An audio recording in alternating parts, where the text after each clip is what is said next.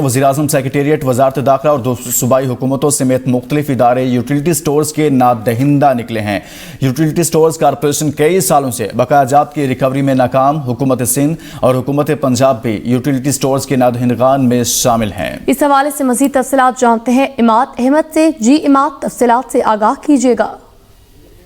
बिल्कुल, ABN news को मौसूल आठ दस्तावेज के मुताबिक 2004 से 2015 तक मुख्तलिफ इदारों के जिम्मे 360.22 मिलियन रुपए जो है वो बकाया थे। इंतजामिया की जानिब से रकम की वसूली के लिए कोई संजीदा कोशिश नहीं की गई। इस मामले की इतला जो है वो 14 अक्टूबर 2018 को इंतजामिया और पीएओ को दी गई।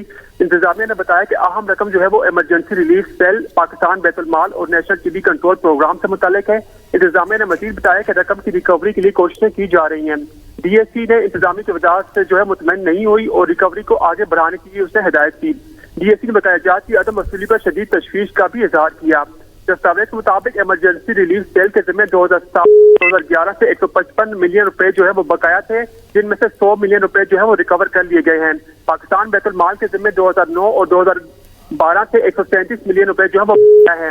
हुकूमत सिंध के जिम्मे 2010 और 2011 से 11 मिलियन रुपए जो है वो बकाया है, जबकि नेशनल टीबी कंट्रोल प्रोग्राम के जिम्मे 2013 से 37 मिलियन रुपए जो है वो बकाया है।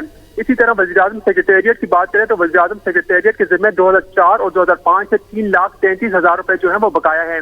वज़ारत दाखिला के जिम्मे 2008 और 2009 से 16 मिलियन रुपए बकाया है, जबकि हुकूमत पंजाब के जिम्मे 2007 और 2008 से 7,55,000 रुपए जो है वो बकाया है।